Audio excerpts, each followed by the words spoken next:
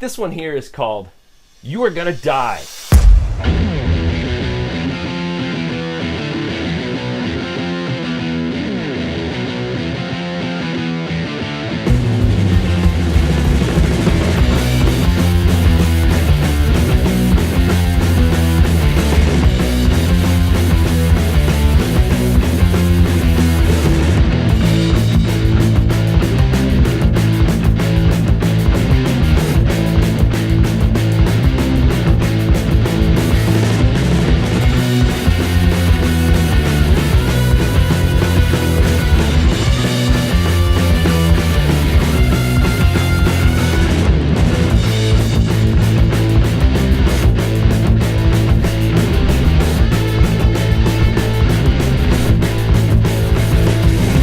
Let's talk about art for a second, but not that one yet. Let me go show you some others. This one here is called The Apple, and I painted it in collaboration with my mom because the apple doesn't fall far from the tree. Her name, not mine, but still, pretty cool. This one's called Burned by the Flag, and I had made it in 2008 when, just like right now, pretty disenfranchised with the whole political system. This one here is called Cupcake. Now, I didn't name it Cupcake. I had another name for it, which I don't even remember, but my son thinks it looks like a cupcake, so now it's Cupcake. This one here, I don't even remember what I called it. I still don't know have a name for it because I don't have any emotional attachment to it. I just painted it, and I don't have any memory that goes along with it. Same goes for this one. This was a gift from my wife, but I honestly don't remember what I called it. It was more of a technical study than anything else, and it was the very first time I'd ever done a medium-sized canvas. So, yeah, it has somewhat emotional attachment, but I can't remember the name.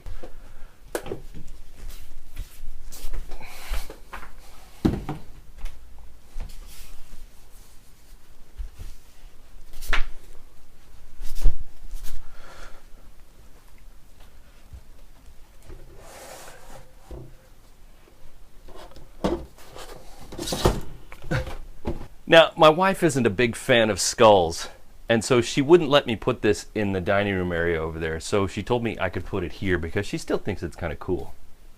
I just got to figure out a better way to hang it and get rid of all this other crap. What I want to talk to you guys about today is, the intent of art. Because as you know, this is a discovery moment for me in my work. I'm trying to figure out my direction, trying to figure out where I fit in. But something has come up recently, and it's mostly around the news stories of the day, the mass shootings, the racism, the politics. I don't consider myself a political person for the most part. I'm more interested in people than I am in politics. That's not the interesting part to me. The interesting part is the people involved, whether they're being celebrated or they're being hurt and killed or marginalized for whatever reason. That's more interesting to me than anything else. I'm never going to be a political artist. Well, I shouldn't say never. But right now, I'm not a political artist. I don't consider myself a political artist. I don't want to go down that road, but I definitely feel like there's needs to be this opportunity to say something with my work now, because if anything, I've got a voice and I should express it and, share my solidarity with these people that are being persecuted. Over the last several months, I've really been affected by some of the things that I see on social media, specifically Facebook, because Facebook can be such a cesspool, not just with all the news that comes out, the stupid news as well as the ugly news and the important news, but the comments and the opinions that people have regarding those news topics. It's not our best moment in the world on Facebook, social media in general.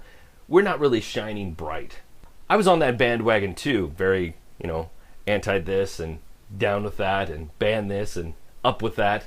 And I finally decided that it wasn't making me feel any good. It made me feel like crap. It just did. Everything I posted, even the stuff that I firmly believed in, made me feel like junk, because there's always going to be somebody there to voice their antithetical opinion, which is fine, except people do it in a way on social media that just never, it just doesn't help.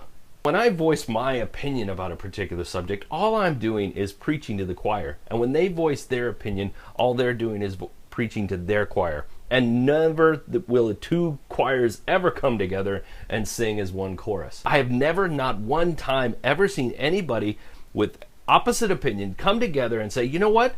You might be right. Let's look into that. Never seen it. Not on this side, not on that side. It's just not the space for that. So I made a vow that I would only share good stuff, like stuff that I believed in good ways that made people feel good. And I don't mean just like kitten pictures and pictures of my kid. Yes, plenty of pictures of my kid, but things that were uplifting stories or good news. I didn't want to share bad news because everybody else was sharing the bad news. And so I decided I'm not going to do that. I'm not going to share the bad news anymore because I didn't want to see it and I didn't want to be part of it.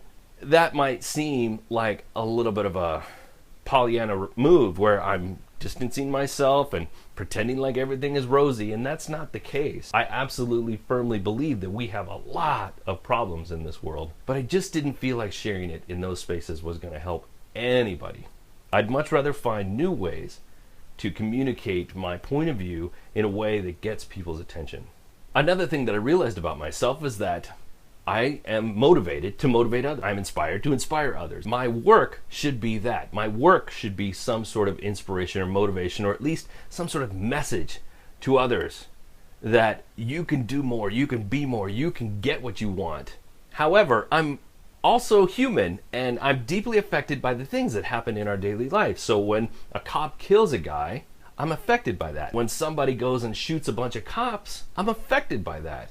These news pieces come out, and I start to question, should I be doing work that's just motivating, that's just pushing in this one direction, when I have a voice I should be sharing? I should be standing up for these people that are getting smacked down, shot down, killed. Why aren't I standing up for that in the way that I can, which is through my art? So I question myself all the time. Do I have an artistic platform where I'm focused in a particular direction, or do I use my art to express how I'm feeling on any given day? I honestly don't know if I have an answer to this question yet, but this is what I'm thinking. For the time being, bring joy, bring hope, maybe a little bit of idealism to the table. The last thing I want anybody to feel after they've seen my work is hopelessness or anger or sadness. It's not because I want to avoid the issue or the topics or the conversation. We're being hit over the head with it so much in the media. I would like to be at least one bright, shining light in the dim darkness. So this piece here, which is slightly obstructed, this one here is called "You Are Gonna Die." And that might seem dark and morbid, but it's not. This is motivation. Props to Gary Vaynerchuk for this one, because he said this to somebody else and it kind of inspired me to do the skull. You are going to die, so make the most of your life. Start now. Do that thing you've always wanted to do, because you never know when your time is up. Take every opportunity you have to do the thing that you want to do, the things that you meant to do, because it could be over in a minute. So that's why I will always remember the name of this one, because it associates with a personal moment in my life. I'm gonna die, so I need to start now. And for me, this means start now, bringing more joy, more hope, be that shining light that people need in this darkness. So that's what I gotta go do. I got a canvas out there still waiting. Let's go.